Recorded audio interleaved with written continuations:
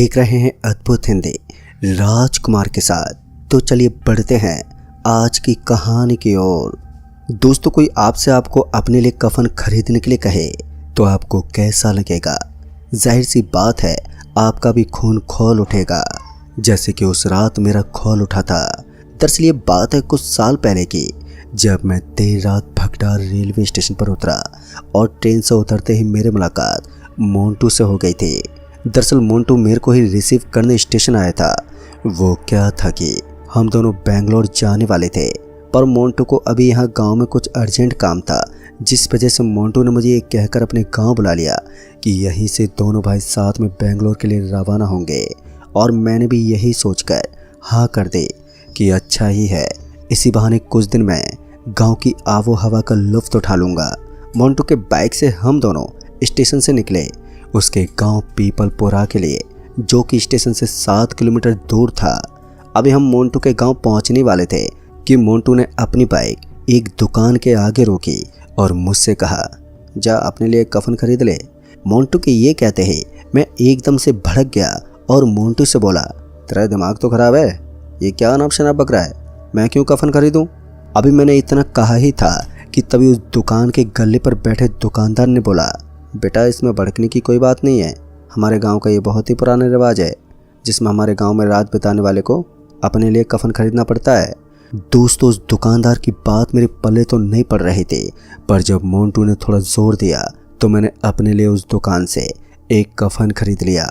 और कफन खरीदने के बाद जब हम गांव में दाखिल हुए तो डर के मारे मेरी सांसें छाती में अटक गईं। दरअसल वहां पर घरों के सामने हर कोई कफन ओढ़कर सोया हुआ था, जो अंधेरे में किसी मुर्दे की भांति लग रहे थे। इससे पहले मेरे डर के मारे हार्ट फेल होता कि मोंटू ने मुझे बता दिया कि ये सभी लोग जिंदा हैं और डरने वाली कोई बात नहीं है। इसके बाद जब मोंटू के मैं घर पहुंचा तो उसके घर के द्वार पर भी 3 लोग कफन ओढ़कर सोए नजर आए। अभी मैं और मोंटू बाइक से उतरे ही थे कि तभी मोंटू की माँ धड़पड़ाते हुए घर से बाहर निकली और मेरे से पूछी, बेटा तुमने अपने लिए कफन खरीदा कि नहीं? जिस पर मैंने अपना सिर हाँ में हिलाते हुए कहा, हाँ आंटी जी, मोंटू ने आते वक्त कफन खरीदवा दिया था। मेरे ये कहते आंटी जी ने एक चैन की सांस ली और फिर कहा, जाओ मुँह हाथ धो लो और मैं इतने में खाना लगा देती हूँ। खाना पीना करने के बाद जब बारी आई सोने की तो मोंटू ने मुझे वो कफन थमाते हुए कहा, देख सिर ढक के ही सोइयो, नहीं तो तबीयत खराब हो जाएगी। और ये बोलकर मोंटू भी अपना कफन ओढ़कर सो गया। वहीं मैं चारपाई पर बैठा अभी ये सोचने लगा कि कहाँ मैं गांव की आबो हवा का लुत्फ लेने के लिए आया था और अब आलम यह है कि मेरी हवा टाइट हुई बैठी है। उस वक्त मेरे दिमाग में बहुत सी घंटियां बज रही थी, जिसके शोर ने मुझे सारी रात सोने नहीं दिया। और फिर जब सुबह मोंटू उठा तो वो मेरे चेहरों को देखते ही समझ गया कि मेरी सिट्टी बिट्टी गुल है। मेरी पतली पड़ी हालत को देखते हुए मोंटू बोला, लगता है तूने ये कफन वाले मैटर को कुछ ज़्यादा ही सीरियस ले लिया है। इतना मत सोच, वैसा कुछ भी नहीं है जैसा तू सोच सोच कर मारा जा रहा है। फिर जब इस पर मैंने मोंटू से पूछा, फिर कफन का ये होल्ला क्यों मचा रखा है तुम लोगों ने पूरे गांव भर में? तो मोंटू ने कहा, ये हमारे गांव का एक रिवाज है जो पीढ़ी दर पीढ़ी चली आ रही है। मोंटू की इस बात को सुनकर मुझे बड़ा ही अजीब लगा, पर मैंने भी इस पर और बहस करना ठीक नहीं समझा। लिहाजन मैं वहाँ से उठकर फ्रेश होने चला गया। और सुबह जब मैं गांव में टहलने के लिए निकला तो मिट्टी की सौंधी सौंधी खुशबू और ताज़ी हवाओं ने जहां मेरे फेफड़ों को तरोताज़ा कर दिया, तो वहीं गांव की हरियाली ने मेरे मन को तरोताज़ा कर दिया। खैर गांव में घूमने फिरने के बाद मेरा दिमाग थोड़ा रिलैक्स हुआ। और फिर जब सूरज ने अपने आसमान से विदाई ली तो एक बार फिर पूरा का पूरा गाँव उस सफ़ेद कफन के चादर को ओढ़कर सो गया। पर अब तक मेरी जिज्ञासा कुछ ज़्यादा ही बढ़ चुकी थी। लिहाजन मैं अपनी जिज्ञासा की शांति के लिए मोंटू से कफन वाले बात पर सवाल करते हुए बोला, मोंटू, एक कफन का रिवाज की प्रथा कब शुरू हुई थी और क्यों?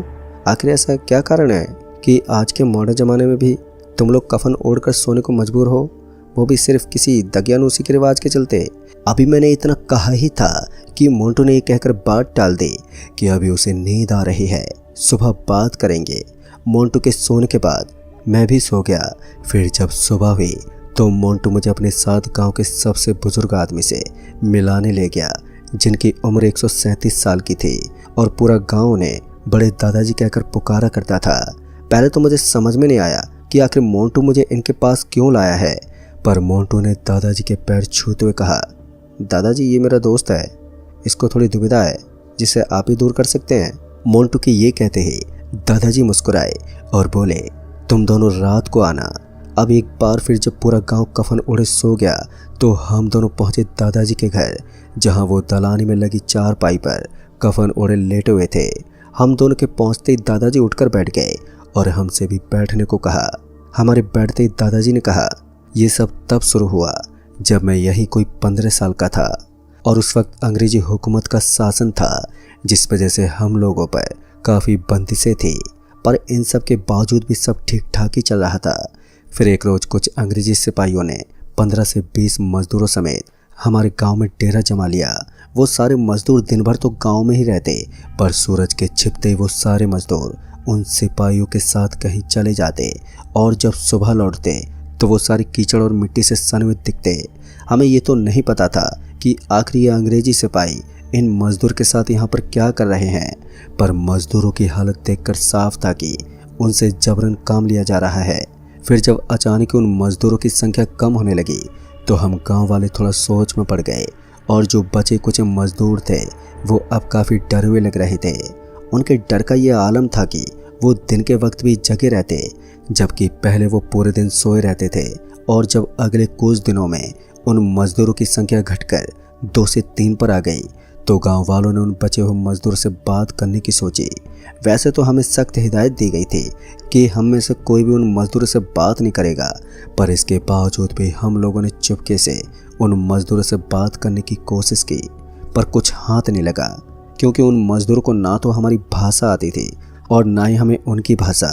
पर उनके हाव भाव से हमें इतना तो अंदाजा हो गया था कि मामला बेहद ही संगीन है, पर हम कुछ कर भी नहीं सकते थे। लिहाजा अपने और अपनों की खैरियत के लिए हमने चुप रहना ही ठीक समझा। पर यह चुप्पी जब हम पर आफत बनकर टूटी तो हर घर में मातम पसर गया। दरअसल एक सुबह हर घर की दहलीज पर एक लाश रखी हुई थी, यहाँ तक कि मेरे घर के दहलीज पर भी। पर ना तो मेरे घर वाले उस लाश को पहचान पा रहे थे और ना ही बाकी के गांव वाले अपनी दहलीज पर रखी लाशों को पहचान पा रहे थे। दरअसल उन सभी लाशों पर सर से पैरों तक एक मोटी मिट्टी की परत चढ़ी हुई थी, जिसके चलते वो बिल्कुल भी पहचान में नहीं आ रहे थे। अभी गांव वाले यही सोच रहे थे कि अब क्या किया जाए कि इसी बीच लोगों ने नोटिस किया कि हर घर से कोई ना कोई लापता है। यहाँ तक कि मेरे घर से भी एक जना लापता था, जिसके चलते गांव का माहौल और भी पेचीदा हो गया।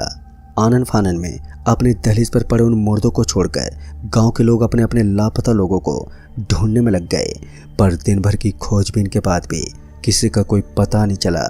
आखिरकार थक हार के गांव वाले वापस लौट आए। वहीं वो मिट्टी में लिपटे मुर्दे अभी भी अलग ही सिरदर्द बने हुए थे। फिर इसी बीच आसमान में काले गरजते बादलों ने डेरा जमाना शुरू कर दिया और देखते ही देखते जोरों से बरसने लगे। वो मूसलाधार बारिश घंटों तक होती रही। फिर जब बादलों का गरजना और बरसना पूरी तरह से शांत हुआ तो गांव रोने और चीखने की आवाज़ से गूंज उठा। दरअसल बारिश के पानी ने मुर्दों पर लगी उस मिट्टी को धो दिया था। मिट्टी के परत हटते ही उनका चेहरा जब सामने आया तो पता चला कि ये तो वही लोग हैं जो सुबह से लापता थे।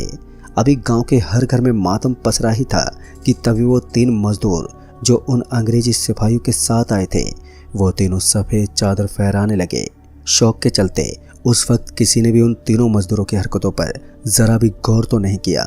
जब गांव वाले अपने मृत जनों के दाह संस्कार के बाद आपस में बात करने बैठे तो उनमें से एक की शक की सुई उन मजदूरों की उस हरकत पर जाकर अटक गई, जिसमें वो तीनों सफ़ेद रंग की चादर हवा में लहरा रहे थे। क्योंकि गांव वालों को लगा हो ना हो उन तीनों मजदूरों को कुछ न कुछ तो ज़रूरी मालूम होगा, और यही सोचकर कुछ गांव वाले चोरी छुपे उन तीनों मजदूरों से मिले और उन तीनों से इस घटना के बारे में पूछताछ करने की कोशिश की। पर भाषा के अलग होने के चलते गांव वालों को उनकी कोई बात समझ में नहीं आई, पर तीनों इशारे से समझने की कोशिश कर रहे थे। उससे इतना ही अंदाज़ा लग रहा था कि वो सफ़ेद चादर ओढ़कर सोने को कह रहे हैं। फिर जब उन लोगों ने उन तीनों मजदूरों के सफ़ेद चादर पर गौर किया तो मालूम पड़ा कि वो कोई सफ़ेद चादर नहीं बल्कि एक कफन है। और जब यही बात उन लोगों ने बाकी के गांव वालों को बताई तो सभी एक दूसरे का मुंह ताकने लगे कि आखिर कोई अपने जीते जी कफन ओढ़कर क्यों सोना चाहेगा भला। यही सोचकर उस समय गांव वालों ने कफन वाली बात पर इतना तवज्जो नहीं दिए, पर कुछ दिनों के भीतर ही फिर वो काली सुबह आई जब एक बार फिर से हर घर के दहलीज पर पिछली बार की तरह मुर्दे रखे हुए मिले, और इस बार भी घर का कोई ना कोई सदस्य गायब था। फिर जब उन मुर्दों पर चढ़ी मिट्टी को पानी से धोकर साफ किया गया, फिर एक बार पूरे गांव में मातम ने डेरा जमा लिया। पर इस बार डर और खौफ लोगों के दिलों में इस कदर समा गया था कि कुछ लोग तो डर से ही दम तोड़ बैठे। क्योंकि गांव वालों को इस घटना की असल वजह अभी तक समझ में नहीं आई थी, लिहाजा उन्होंने त्रस्ती से बचने के लिए गांव से पलायन करने की सोची। पर अंग्रेजी हुकूमत ने ये होने नहीं दिया, जिसके चलते गांव वाले मजबूर हो गए उसी दहशत में रहने के लिए, और एहतियातन गांव के कुछ ही लोगों ने कफन ओढ़कर सोना शुरू कर दिया, जिसमें मेरा परिवार भी शामिल था। और जब कुछ दिनों के बाद फिर से उसी घटना ने दस्तक दी, तो इस बार सिर्फ उन्हीं घरों के दहलीज पर मिट्टी में लिपटी लाशें थी जो कफन ओढ़कर नहीं सो रहे थे। अब एक बार फिर गांव शौक और मातम में डूब गया था, पर इस बार पूरे गांव वालों को इस समस्या का समाधान मिल गया था, और वो था कफन। इसके बाद पूरा गांव कफन ओढ़कर सोने लगा, जिसके बाद लंबे समय तक फिर कभी कोई भी लाश किसी की दहलीज पर नहीं मिली। वहीं अब वो तीनों मजदूर भी अचानक ही गायब हो गए थे जिन्होंने ये उपाय बताया था। दोस्तों, दादाजी की पूरी कहानी सुनते सुनते मेरे बदन के रोंगटे खड़े हो गए थे। आखिर दादाजी की कहानी थी इतनी ज़बरदस्त कि इस पर एक फिल्म बन सकती थी, पर मुझे ये भी अच्छे से पता था कि ये महज एक कहानी है जिसका असल जीवन से कुछ लेना देना नहीं है। खैर, कहानी सुनते सुनते रात भी बहुत गहरा चुकी थी, लिहाजा कहानी के ख़त्म होते ही मैं मोंटू के साथ उसके घर लौट आया। मोंटू तो हमेशा की तरह कफन तान कर सो गया था, पर अब पूरी कहानी सुनने के बाद जो मेरे मन में डर था अब वो छूमंतर हो चुका था। लिहाजा मैंने उस रात कफन नहीं ओढ़ा, और जब सुबह हुई तो मैं मुस्कुराते उठा और उठते ही सबसे पहले मोंटू से बोला, मोंटू भाई, तुम लोग अब कफन में सोना बंद कर दो। ये सब अंधविश्वास के अलावा और कुछ भी नहीं है। मैं रात भर बिना कफन ओढ़े ही सोया था, तो भी मुझे कुछ नहीं हुआ। अभी मैंने इतना कहा ही था कि तभी मेरे पेट में ज़ोर से दर्द उठा, और उस दर्द के फौरन बाद ही मैं मिट्टी की उल्टियाँ करने लगा। अपने मुंह से मिट्टी निकलता देखकर मेरी सांसें बैठने को हो गई थी, और जब मोंटू के घर वालों ने मेरी हालत देखी तो देखते ही वो गुस्से से बोले, तुम लोगों को हर बात मजाक लगती है। फिर अभी मोंटू के पिताजी ने इतना कहा ही था कि मैं बेहोश हो गया। फिर जब मुझे होश आया तो मैंने देखा कि गांव वाले मुझे घेरे खड़े हैं, और दादाजी भी वहीं पर खड़े थे। अभी मैं कुछ बोल पाता कि एक बार फिर मिट्टी की उल्टी होने लगी, और मैं एक बार फिर से बेहोश हो गया। फिर इसके बाद जब दोबारा मुझे होश आया तो इस बार मैं किसी सुरंग में था, और उस सुरंग की एक दीवार से ठीक मेरी उल्टी जैसी मिट्टी रिस रही थी। मेरे होश में आते ही जो 2-4 लोग वहाँ पर मौजूद थे, उन्होंने फौरन ही मुझे कफन में लपेटा और उस दीवार से नीचे रख दिया जिसमें से वो मिट्टी रिस रही थी। उस वक्त मैं डर और दहशत से चीखता चिल्लाता रहा, पर किसी ने अपना मुंह तक नहीं खोला, और देखते ही देखते मेरा दम घुटने लगा था, और जब मेरी सांसें रुकी तो सब शांत हो गया। शायद मैं उस वक्त मर चुका था, इसलिए मुझे किसी भी चीज़ का एहसास नहीं हो रहा था सिवाय गहरी शांति के। फिर जब अचानक ही मेरा बेजान दिल धड़कने लगा तो धड़कन के सुनते मेरी आँख खुली। फिर आँख के खुलते मैंने देखा कि मैं सर से पैर तक मिट्टी की मोटी परत से ढका हुआ हूँ। सिर्फ चेहरे पर ही मिट्टी नहीं थी। फिर जब मेरी नज़र दादाजी पर गई तो वो मेरे को देखते बोले, अब ये ठीक है, जल्दी से पूरे बदन की मिट्टी धो के साफ कर दो। फिर इसके बाद वहाँ पर मौजूद अन्य लोगों ने मेरे बदन से मिट्टी हटाना शुरू कर दिया, और फिर कुछ देर के बाद जब मेरे बदन से पूरी मिट्टी हटी तो मुझे काफ़ी हल्का और अच्छा महसूस होने लगा। मोंटू के घर वाले भी मेरे को लेकर निश्चिंत दिखाई दे रहे थे। वहीं मुझे भी अपनी नादानी पर पछतावा भी हो रहा था, और इस हादसे के बाद मुझे ये बात तो समझ में आ गई थी कि चाहे हम लोग कितने भी उन्नत क्यों ना हो जाएं, पर इस दुनिया में ऐसी बहुत सी चीज़ें हैं जो हमें ये बताती हैं कि हम अब भी कुछ नहीं जानते। खैर, मुझे मेरा सबक तो मिल गया था, पर अभी मेरी मुसीबत अभी पूरी तरह से टली नहीं थी। जब मुझे पता चला कि ये मिट्टी की उल्टियाँ मुझे उम्र भर आती रहेंगी, और ये जानते मैं एक बार फिर से डर गया। फिर जब दादाजी ने बताया कि वो भी 20 साल की उम्र से मिट्टी की उल्टी करते आ रहे हैं, तो मुझे थोड़ी राहत मिली। दोस्तों, आज इस घटना को बीते काफ़ी वक्त गुजर गया है, और मैं आज भी मिट्टी की उल्टियाँ कर रहा हूँ। फ़र्क सिर्फ इतना है कि ये उल्टियाँ महीने में एक आध बार ही होती है, वो भी मामूली से। पिछले साल ही वो दादाजी भी चल बसे, पर जाने से पहले उन्होंने मुझे बहुत सी बातें जो उनके साथ घटी थी, उन घटनाओं का हमारे विज्ञान के पास आज भी कोई जवाब नहीं है और इसलिए हमारा विज्ञान इसे अंधविश्वास कहकर इन्हें दरकिनार कर देता है। तो दोस्तों, इस कहानी में बस इतना ही। कहानी आपको पसंद आई हो तो वीडियो को लाइक शेयर ज़रूर कर दें और साथ ही हमें नीचे कमेंट बॉक्स में ज़रूर बताएं। तो मैं आपका दोस्त राजकुमार जल्द ही मिलूँगा ऐसी एक और नई कहानी के साथ। तब तक के लिए बाय एंड टेक केयर।